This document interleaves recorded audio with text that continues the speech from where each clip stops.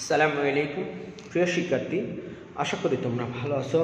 আলহামদুলিল্লাহ, আমিও তোমাদের দোয়ায় ভালো আছি। প্রিয় শিক্ষার্থী, আমি গত ২৪শে মার্চ ২০২০ ইংরেজি হতে আজ পর্যন্ত যেই কয়বার তোমাদের জন্য অনলাইন ক্লাস উপস্থিত হয়েছি, তার মধ্যে আমি আজকে ৩৮৬ নাম্বার অনলাইন ক্লাস শুরু করতে যাচ্ছি। তো ৩৮৬ নাম্বার অনলাইন ক্লাস শুরু করার পূর্বে সবার প্রতি রইল সালাম ও শুভেচ্ছা।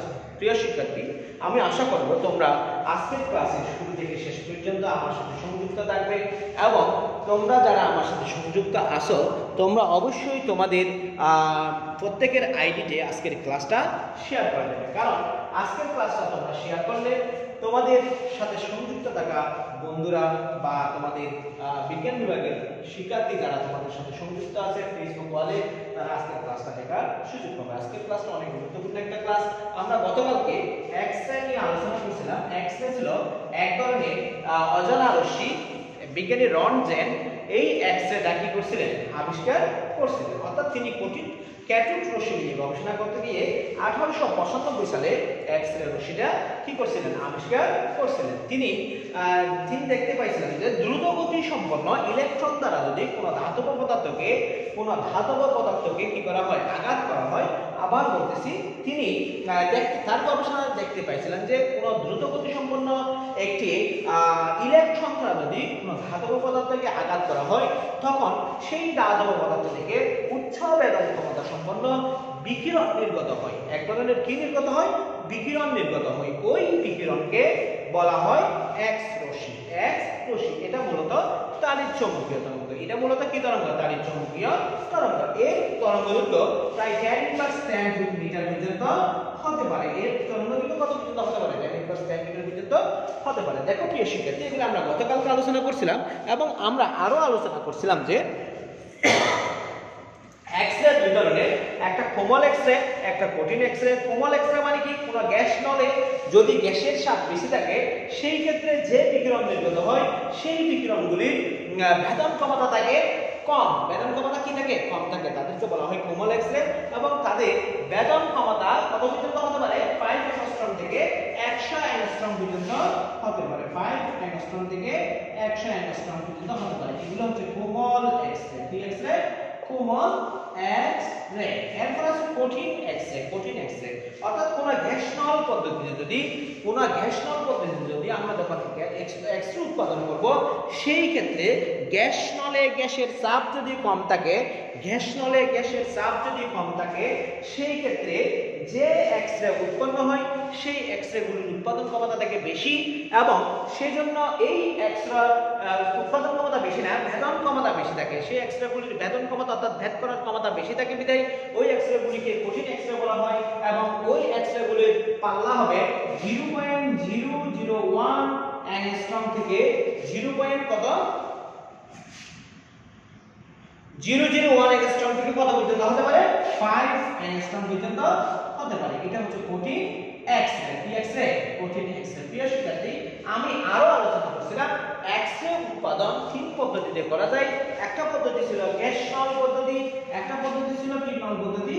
গ্যাস নল পদ্ধতি, আর একটা ছিল পুলিশ নল পদ্ধতি।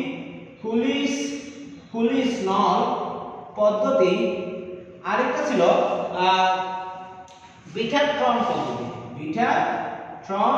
পদ্ধতি। অর্থাৎ তিন পদ্ধতিতে এক্স-রে কি করা যায়? উৎপাদন করা যায়। আজকে আমরা পুলিশ নল পদ্ধতি দিয়ে কিভাবে এক্স-রে উৎপাদন করা যায় সেটা একটু তোমাদের সামনে আলোচনা করব। পুলিশ নল পদ্ধতিতে কিভাবে এক্স-রে উৎপাদন করা যায়। পুলিশ নল পদ্ধতিতে মূলত এরকম একটা সিস্টেমের সাহায্যে ব্যাখ্যা করতে পারি। দেখো, আমি একটা টিউব নিব, টিউব বা কাঁচনল নেব। একটা কি নেব? বায়ুশূন্য কাঁচনল নেব। বায়ুশূন্য কাঁচ গোলকের মধ্যে, এই যে এটা বায়ুশূন্য কাঁচ গোলক, এই গোলকের মধ্যে আমি দুইটি তড়িৎদ্বার সংযুক্ত করব। একটি অ্যানোড, এই দেখো এ, আর একটা ক্যাথোড। অর্থাৎ বায়ুশূন্য একটি গোলক বা কাঁচ গোলক নেব। ওই কাঁচ গোলকের মধ্যে দুইটি তড়িৎদ্বার, একটি অ্যানোড এ আর একটি ক্যাথোড কে ঢুকাবো। এর ফলে ক্যাথোড ও অ্যানোডের মধ্যে একটি উচ্চ বিভব পার্থক্য তৈরি করব। ক্যাথোড এবং অ্যানোডের মধ্যে দেখো একটি উচ্চ বিভব পার্থক্য তৈরি করছি। এই উচ্চ বিভব পার্থক্য কত? 20 কিলোভোল্ট থেকে 70 কিলোভোল্ট পর্যন্ত। অর্থাৎ যে দুটি তড়িৎদ্বার এই কাঁচ গোলকের মধ্যে বায়ুশূন্য কাজগুলোকের মধ্যে স্থাপন করব সেই সেই বায়ু শূন্য কাজগুলোকের মধ্যে তড়িৎ দ্বার দুটির বিভব পার্থক্য হবে অতি উচ্চ। সেই উচ্চ বিভব পার্থক্য কি পরিমাণ থাকতে পারে? সর্বনিম্ন 20 কিলোভোল্ট থেকে সর্বোচ্চ 70 কিলোভোল্ট পর্যন্ত বিভব পার্থক্য আমরা তৈরি করব। এবং ক্যাথোডটি ট্যাংস্টন ধাতু দ্বারা ট্যাংস্টনের তৈরি ফিলামেন্ট ধাতু দ্বারা আমরা কি করব? তৈরি করে রাখবো। অর্থাৎ ক্যাথোডটিতে অবশ্যই ট্যাংস্টন ধাতুর তৈরি ফিলামেন্ট সংযুক্ত করে রাখবো। এখন দেখো প্রিয় শিক্ষার্থী, আমি চিত্রের মধ্যে দেখতেছি ফিলামেন্ট এফ। ফিলামেন্ট কি? এফ। এই যে বাঁকা বাঁকা যেগুলো দিয়েছি সেই ফিলামেন্ট এফ একটি ব্যাটারি, ফিলামেন্ট এফ কে একটি ব্যাটারি ভি এর সাথে, একটি ব্যাটারি কার সাথে? বি পরিবর্তনশীল রূপ আরএক্স এবং একটি মিলিঅ্যাম্পিয়ারের সাথে শ্রেণী সমবায়ে যুক্ত করছি। দেখো এই ফিলামেন্টটাকে আমি একটি ব্যাটারির সাথে সংযুক্ত করছি। তাহলে দেখো একটি ব্যাটারি, তারপরে একটি পরিবর্তনশীল রোধ, একটি মিলিঅ্যাম্পিয়ার, এগুলোর সাথে আমি শ্রেণীতে সংযুক্ত করছি। প্রিয় শিক্ষার্থী, না বুঝলে আমাকে কমেন্ট বক্সে জানাবে, আমি চেষ্টা করব ভালোভাবে বুঝিয়ে বলার জন্য। এবং আমি তোমাদের প্রতি আবারও অনুরোধ রাখবো, যারা আমার ক্লাসে সংযুক্ত আছো প্রিয় শিক্ষার্থীরা, তোমরা যদি তোমাদের ওয়ালে ক্লাসটা শেয়ার করে দাও, তাহলে তোমাদের সাথে সংযুক্ত থাকা বিজ্ঞান বিভাগের শিক্ষার্থীরা এই ক্লাসটা করার কিভাবে সুযোগ পাবে। অনেক গুরুত্বপূর্ণ একটা টপিক নিয়ে আলোচনা করতেছি, কিভাবে এক্স-রে উৎপাদন করব। ভিন্ন পদ্ধতি রয়েছে, আমি তার মধ্যে কুলিসনল পদ্ধতিটা এখানে কি করতেছি? আলোচনা করতেছি। আমি আবার একটু শুরু থেকে বলতেছি। আমি প্রথমে একটি বায়ুশূন্য কাজগুলো নেব। এই বায়ুশূন্য কাজগুলোর মধ্যে দুটি তড়িৎদ্বার, একটি এনোড এবং একটি ক্যাথোড সংযুক্ত করব। এমন ভাবে সংযুক্ত করব ক্যাথোড এবং এনোডের মধ্যে বিভব পার্থক্য থাকবে সর্বোচ্চ 20 কিলোভোল্ট থেকে 70 কিলোভোল্ট পর্যন্ত, অনেক উচ্চ বিভব পার্থক্য থাকবে। এবং এই ক্যাথোডটি ট্যাংস্টন ধাতুর ফিলামেন্ট দ্বারা সংযুক্ত থাকবে। অর্থাৎ ট্যাংস্টন ধাতুর তৈরি এক ধরনের ফিলামেন্ট বিশেষ এই ক্যাথোডটা।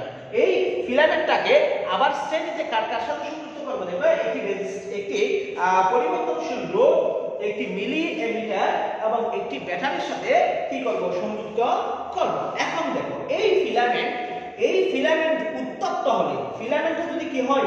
উত্তপ্ত হয়, তখন সেখান থেকে ইলেকট্রন নির্গত হবে। এই দেখো ইলেকট্রন নির্গত হচ্ছে। ফিলামেন্টটা যখন উত্তপ্ত হবে অর্থাৎ গরম হয়ে যাবে, দেখো আমরা যে ঘরের মধ্যে যে নরমাল লাইটগুলি বাল্বগুলি ইউজ করি, সেখানে কিন্তু একটা ফিলামেন্ট সংযুক্ত করা হয় এবং ফিলামেন্টটা হলুদ ভাবে জ্বলে। ঠিক আছে? এই ফিলামেন্টটা জ্বলার কারণে ওখানে আলো উৎপন্ন হয়। আলো উৎপন্ন হলে লাইটটা গরম হয়ে যায়। এখানে ফিলামেন্টটা অতি উচ্চ তাপমাত্রায় উত্তপ্ত হবে। উত্তপ্ত হলে সেখান থেকে কি নির্গত হবে? ইলেকট্রন নির্গত হবে। এবং এই ইলেকট্রনটি কি করবে? অ্যানোডের দিকে দাবিত হবে। এই ইলেকট্রনটি কিসের দিকে দাবিত হবে? অ্যানোডের দিকে, অ্যানোডের দিকে দাবিত হবে। কিন্তু এই ক্যাথোড রশ্মি, এই ফিলামেন্টটি হবে ক্যাথোড রশ্মি ইলেকট্রনের উৎস। ক্যাথোড রশ্মি কিসের উৎস?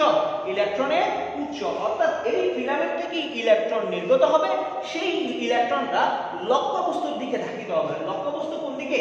অ্যানোড এর দিকে ধাবিত হবে। এখন দেখো প্রিয় শিক্ষার্থী, ফিলামেন্ট এফ এর চারপাশে মলিবডেনামের তৈরি একটি চুম্ব থাকে। এই যে আমি একটি চুম্ব দিয়ে দিচ্ছি, দেখো মলিবডেনাম এক ধরনের ধাতু। এই ধাতুর তৈরি এক ধরনের চুম্বক ফিলামেন্টের চারপাশে সংযুক্ত করে দিয়েছি। কেন সংযুক্ত করে দিয়েছি? এখান থেকে যাতে ইলেকট্রনগুলি নির্গত হলে বিক্ষিপ্তভাবে ছড়িয়ে না পড়ে, সেই জন্য আমি এখানে একটি মলিবডেনামের তৈরি চুম্বক দ্বারা ফিলামেন্টটাকে কি করে দিয়েছি? আবৃত করে দিয়েছি, যাতে ইলেকট্রনগুলি কি করে চতুর্দিকে ছড়িয়ে পড়তে না পারে, বিক্ষিপ্ত হতে না পারে। এখন দেখো প্রিয় শিক্ষার্থী, তাহলে আমার ক্যাথোডের কাজ শেষ। আমি একটু এনোডে যাব। এনোডটা একটি লম্বা নলের সাথে সংযুক্ত। এই এনোডটা লম্বা একটি নলের সাথে সংযুক্ত। এনোডের একটি অংশ কাঁচ গোলকের মধ্যে অবস্থান করতেছে।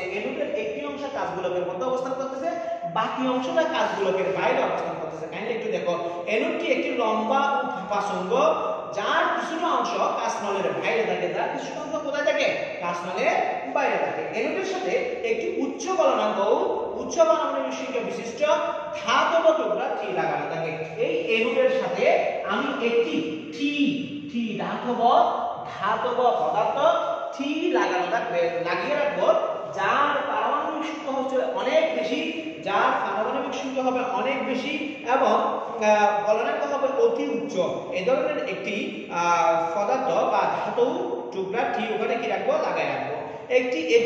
এটাকে এমন ভাবে লাগাবো যেন আণবিকের সাথে কত ডিগ্রি কোণ করে থাকে, 45 ডিগ্রি কোণ করে থাকে। আমি আবার বলতেছি, এরূপটি একটি লম্বা পাবা চুম্ব, এই চুম্বে একটি অংশ কাঁচগুলোকের মধ্যে অবস্থান করবে, বাকি অংশ কাঁচগুলোকের বাইরে অবস্থান করবে এবং এরূপের মাথায় একটি উচ্চ গলনাঙ্ক এবং উচ্চ পারমাণবিক সংখ্যা বিশিষ্ট ধাতু টি সংযুক্ত করে রাখবো। এমন ভাবে সংযুক্ত করবো যেন টি ধাতুটা 45 ডিগ্রি কোণে ভূমির সাথে বা আণবিকের সাথে 45 ডিগ্রি কোণে আনত থাকে এবং এই এরূপটি বা এই উচ্চ গলনাঙ্ক বিশিষ্ট ধাতুটি ইলেকট্রনের লক্ষ্যবস্তু হিসেবে কাজ করবে। অর্থাৎ ক্যাথোড বা ফিলামেন্ট থেকে যে ইলেকট্রন নির্গত হবে সেই ইলেকট্রনটি এই এনোড বা টিকে কি করবে, টিকে লক্ষ্যবস্তু হিসেবে ধরে টি এর দিকে কি হবে, গতিশীল হবে, টি এর দিকে কি হবে, গতিশীল হবে। প্রিয় শিক্ষার্থী, তোমরা লেখা বুঝতে না পারলে বা সাউন্ড শুনতে না পারলে আমাকে একটু জানাইও, আমি সর্বোচ্চ চেষ্টা করব ভালোভাবে সাউন্ডটা যাতে শোনা যায় এবং লেখা যাতে স্পষ্ট হয় সেভাবে লেখার জন্য। আর তোমরা না বুঝলে আমাকে অবশ্যই জানাও, আমি সর্বোচ্চ চেষ্টা করব বুঝিয়ে বলার জন্য। এখন দেখো প্রিয় শিক্ষার্থী,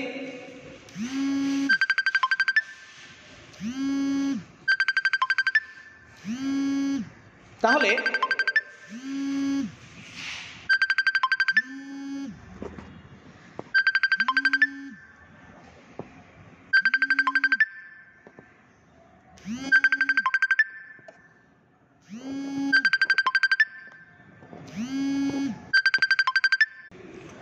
দেখো আমরা এখানে কি দেব, মানে উচ্চ গলনাঙ্ক বিশিষ্ট একটি ধাতু সংযুক্ত করে রাখবো যেন এই ধাতুটা ইলেকট্রনের কি হিসেবে কাজ করে, লক্ষ্যবস্তু হিসেবে কাজ করে। অর্থাৎ ইলেকট্রনগুলি ফিলামেন্ট থেকে নির্গত ইলেকট্রনগুলি সরাসরি বিক্ষিপ্ত না হয়ে মলিবডেনামের ভিতর দিয়ে, অর্থাৎ মলিবডেনামকে আমি এমনভাবে সংযুক্ত করবো যেন বিক্ষিপ্ত না হয় এবং ইলেকট্রনগুলি সোজাসুজি দিয়ে কোথায় আঘাত করবে, ওই 45 ডিগ্রি কোণে বাঁকানো, 45 ডিগ্রি কোণে বাঁকানো কি উচ্চ গলনাঙ্ক এবং উচ্চ পারমাণবিক সংখ্যা বিশিষ্ট এনোড ধাতুতে কি করবে, আঘাত করবে, এনোড ধাতুটি কি করবে, আঘাত করবে। এখন দেখো প্রিয় শিক্ষার্থী, যেহেতু আমি ক্যাথোড এবং কি বলে এনোডের মধ্যে উচ্চ বিভব পার্থক্য সংযুক্ত করছি, উচ্চ বিভব পার্থক্য হিসাবে কি করছি, সংযুক্ত বা সৃষ্টি করছি। এই সৃষ্টির ফলে এখানে উচ্চ বিভব পার্থক্য সৃষ্টির জন্য আমি এখানে একটি আরোহী ট্রান্সফরমার, কি ট্রান্সফরমার, আরোহী transformer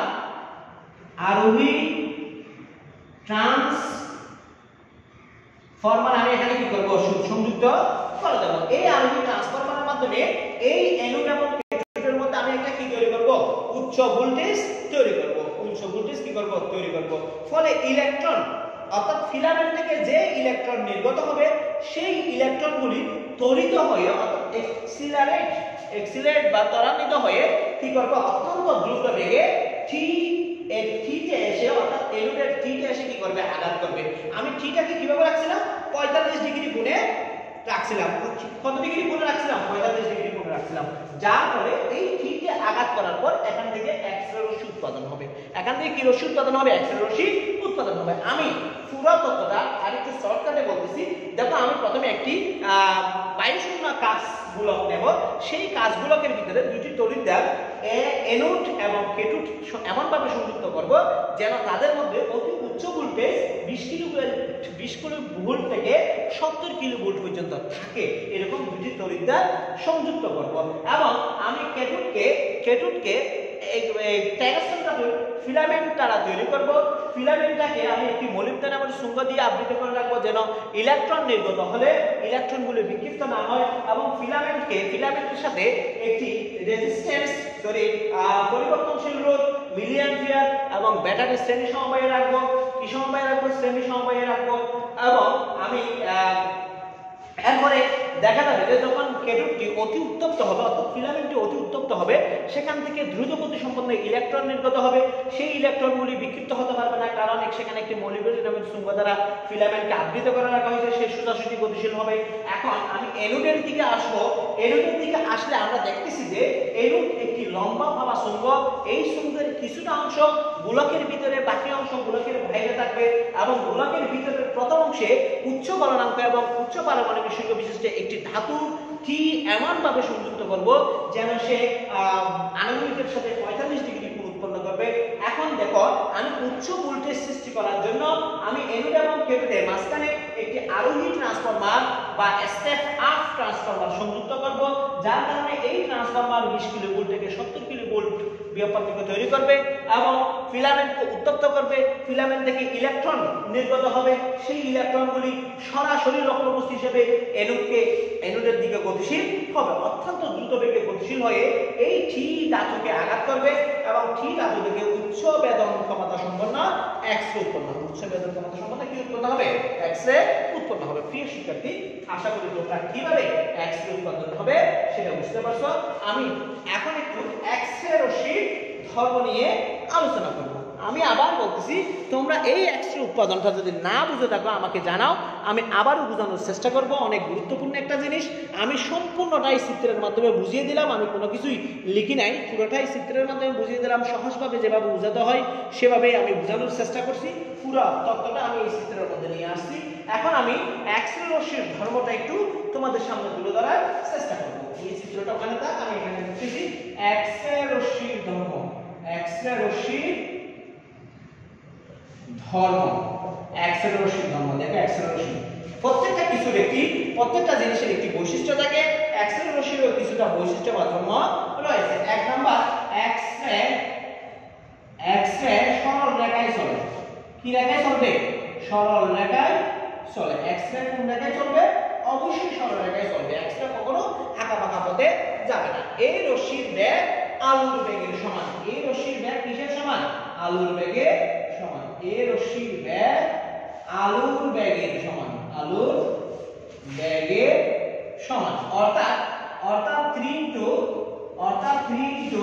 10⁸ metre per second. X-ray রশ্মির বেগ আলোর বেগের সমান বা 3 into 10⁸ মিটার পার সেকেন্ড। তড়িৎ ক্ষেত্র বা চৌম্বক ক্ষেত্র দ্বারা এই রশ্মির বিচ্যুত হয় না। 3 নাম্বার, তড়িৎ ক্ষেত্র বা চুম্বক ক্ষেত্র দ্বারা এই রশ্মি বিচ্যুত হয় না। বিচ্যুতি হয় না, অর্থাৎ তড়িৎ ক্ষেত্র বা চৌম্বক ক্ষেত্র যেখানে এক্স-রে নিয়ে যাও না কেন, সেখানে কোনোভাবেই এক্স-রে রশ্মি কি হবে না? বিচ্যুত হবে না। এর থেকে প্রমাণ হয় যে এক্স-রে আধানযুক্ত কণিকার প্রবাহ নয়। অর্থাৎ এক্স-রে আধানযুক্ত কণিকার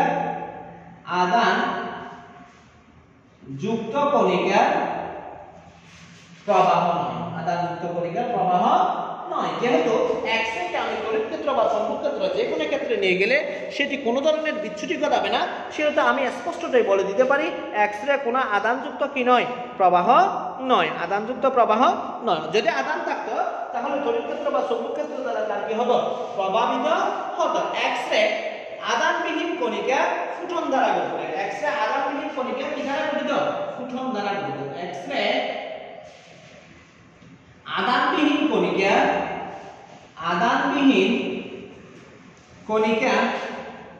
ফুটন দ্বারা গঠিত। অর্থাৎ এক্স-রে আধানবিহীন কণিকা কি দ্বারা গঠিত? ফুটন দ্বারা গঠিত। এরপর আমরা বলতে পারি এটি তাড়িৎ চৌম্বকীয় তরঙ্গের প্রবাহ। এটা তাড়িৎ চৌম্বকীয় তরঙ্গের প্রবাহ, কারণ আমরা প্রথমেই বলছিলাম এক্স-রে এক ধরনের তাড়িৎ চৌম্বকীয় তরঙ্গ। এক্স-রে এক ধরনের কি তরঙ্গ? তাড়িৎ চৌম্বকীয় তরঙ্গ। তাহলে আমরা এখানে লিখতে পারি এটি তাড়িৎ চৌম্বকীয় তরঙ্গের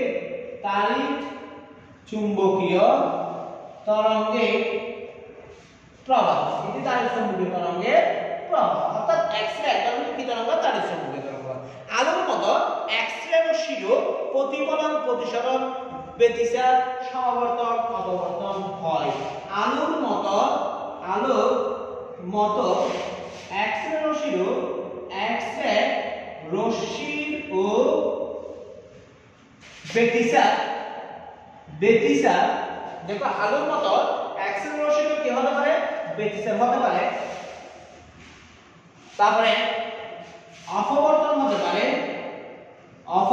হতে পারে সমাবর্তন হতে পারে দেখো আলোর মতো এক্স রে রশ্মির ব্যতিচার অপবর্তন সমাবর্তন এবং প্রতিসরণ বা প্রতিফলন হতে পারে অর্থাৎ আলো যেভাবে ব্যতিচার সমাবর্তন অপবর্তন প্রতিফলন প্রতিসরণ ঘটায় এক্স রে রশ্মিও আলোর মতন ব্যতিচার অপবর্তন সমাবর্তন প্রতিফলন প্রতিসরণ কি করতে পারে ঘটাতে পারে গ্যাসের মধ্য দিয়ে প্রবাহিত হওয়ার সময় এক্স রে রশ্মি গ্যাসকে আয়নিত করে গ্যাসের মধ্য দিয়ে প্রবাহিত হওয়ার সময় গ্যাসের মধ্য দিয়ে প্রবাহিত হওয়ার সময় এটি গ্যাসকে কি করবে আয়নিত করবে গ্যাসকে আয়নিত করবে আয়নিত মানে কি চার্জিত ঠিক আছে আয়নিত করবে অর্থাৎ এক্স রে রশ্মি যখন গ্যাসের মধ্যে দিয়ে প্রবাহিত হয় তখন এক্স রে রশ্মি অবশ্যই গ্যাসকে কি করবে আয়নিত করবে ফটোগ্রাফিক প্লেটে এর প্রতিক্রিয়া রয়েছে ফটোগ্রাফিক প্লেট এর আমরা বর্তমানে কিন্তু মোবাইল দিয়ে কি ছবি তুলি বা ডিজিটাল ক্যামেরা দিয়ে ছবি তুলি এখানে কোনো রিলের প্রয়োজন পড়ে না নেগেটিভের প্রয়োজন পড়ে না আমরা যখন আগে ক্যামেরা দিয়ে ছবি তুলতাম তখন আমরা ফুজি কালার বা কোনিকা বা এরকম বিভিন্ন ধরনের রিল কিনতাম ওগুলিতে 36টা বা 40টার কাছাকাছি ছবি তোলা যেত ওগুলি থেকে যেটা বের করতাম সেটা নেগেটিভ হতো ওই নেগেটিভ বা ফটোগ্রাফিক প্লেটে এটি করে প্রভাবিত করে ফটোগ্রাফিক প্লেটে এর প্রতিক্রিয়া রয়েছে ফটোগ্রাফিক প্লেটে এর প্রতিক্রিয়া রয়েছে তাহলে আমরা দেখতেছি যে এক্স রে রশ্মি আধানযুক্ত কণিকার প্রবাহ নয় তবুও এক্স রে রশ্মি যখন গ্যাসের মধ্যে দিয়ে যায় তখন সেই গ্যাসকে আয়নিত করতে পারে এটি তাড়িৎ চৌম্বকীয় তরঙ্গের প্রবাহ এটি আলোর মতন অপবর্তন সমাবর্তন ব্যতিচার প্রতিফলন প্রতিসরণ করতে পারে ফটোগ্রাফিক প্লেটে এর প্রতিক্রিয়া রয়েছে এবং আরো কি করতে পারে এটি আলোর বেগে গতিশীল হতে পারে এই রশ্মি প্রতিপ্রবাহ সৃষ্টি করতে পারে এই রশ্মি কি সৃষ্টি করতে পারে প্রতিপ্রবাহ পর্দার উপর কোন একটি প্রতিপ্রবাহ পর্দার উপর প্রতিপ্রবাহ সৃষ্টি করতে পারে এই রশ্মি প্রতিপ্রবাহ সৃষ্টি করতে পারে অর্থাৎ এই রশ্মিটা কোন একটি পর্দার উপর গিয়ে প্রতিপ্রবাহ কি করতে পারে সৃষ্টি করতে পারে এক্স রে রশ্মি চামড়া মাংস ইত্যাদি ভেদ করে যেতে পারে এক্স রে রশ্মি কিসের মধ্যে দিয়ে ভেদ করতে পারে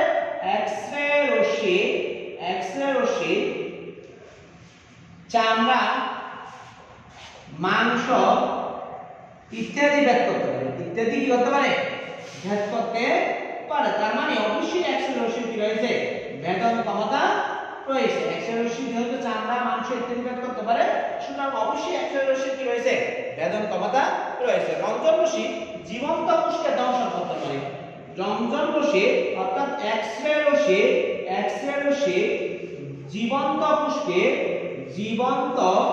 কোষকে কি করতে পারে ধ্বংস করতে পারে জীবন্ত কোষকে ধ্বংস করতে পারে এক্স রে রশ্মি কি করতে পারে কোন জীবন্ত কোষকে সে ধ্বংস করে দিতে পারে জীবকোষের উপর এক্স রে এর প্রভাবে জীবকোষের উপর কিসের প্রভাবে জীবকোষের উপর এক্স রে এর প্রভাবে জিনের চারিত্রিক গুণাবলীর পরিবর্তন হতে পারে জীবকোষের উপর এক্স রে এর প্রভাবে জিন মানে ছিল তো বৈশিষ্ট্যগত একক দেহের বৈশিষ্ট্যগত একক জীবকোষের উপর এক্স রে এর প্রভাবে জিনের চারিত্রিক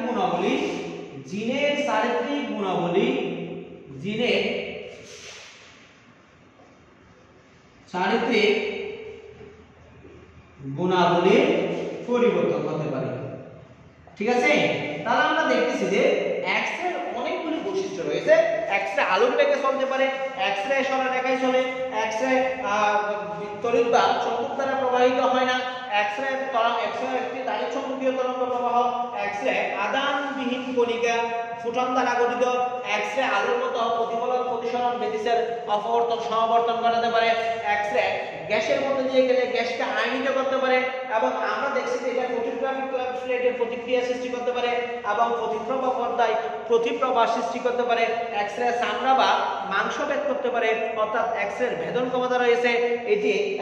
এরপর আছে কি এক্স-রে জীবন্ত কোষকে ধ্বংস করে দিতে পারে, জীবন্ত কোষকে কি করতে পারে ধ্বংস করে দিতে পারে এবং কোন জীবকোষের উপর এক্স-রে প্রভাব পড়লে সেটি কি করতে পারে জীবকোষটির জিনগত চারিত্রিক গুণাবলীর পরিবর্তন ঘটাতে পারে। প্রিয় শিক্ষার্থী, তোমরা এক্স-রে কিভাবে উৎপাদন করবে এবং এক্স-রে বৈশিষ্ট্য বা ধর্ম আশা করি বুঝতে পারছো।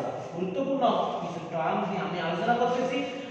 তোমরা যারা প্রিয় শিক্ষার্থীরা আমার সাথে সংযুক্ত আছো, তোমরা যদি তোমাদের বলে ক্লাসটা শেয়ার করে দাও, তাহলে তোমাদের সাথে সংযুক্ত থাকা অন্যরাও এই ক্লাসটা দেখার সুযোগ পাবে। অনেক গুরুত্বপূর্ণ টপিক। এখন আমরা এক্স-রে ব্যবহার করব। এক্স-রে কি করব?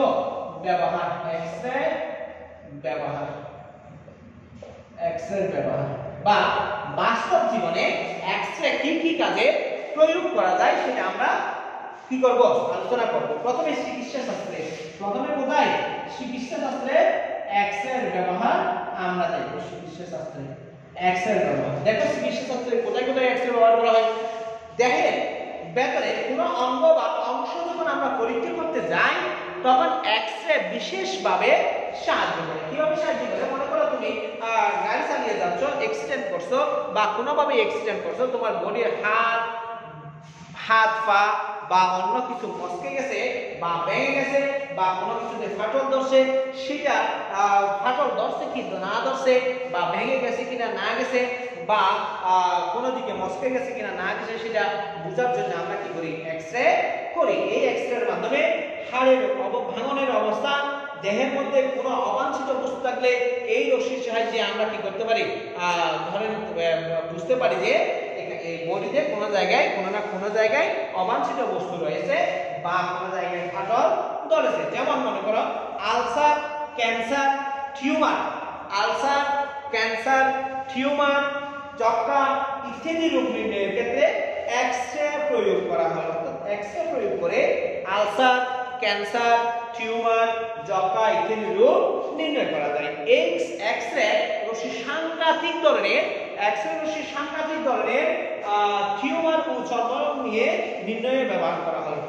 যে সমস্ত চর্মরোগ বা টিউমার অতি সাংঘাতিক, সেই সমস্ত চর্মরোগ বা টিউমার নির্ণয় করার জন্য এক্স-রে রশ্মি ব্যবহার করা হয়। এক্স-রে দেহের জীবাণুর উপর বা টিউমারের উপর প্রয়োগ করে, এক্স-রে দেহের জীবাণুর উপর বা টিউমারের উপর দীর্ঘ সময় ব্যাপী প্রয়োগ করে ওই জীবাণুগুলিকে কি করা হয়? ধ্বংস করা হয়। আমি আবার বলতেছি, যদি কোনো এক্স-রে টিউমার বা দেহের জীবাণুর উপর দীর্ঘ সময় ধরে প্রয়োগ করা হয়, সেই ক্ষেত্রে টিউমার বা দেহে যে জীবাণুগুলি থাকে সেই জীবাণুগুলি ধীরে ধীরে কি হয়?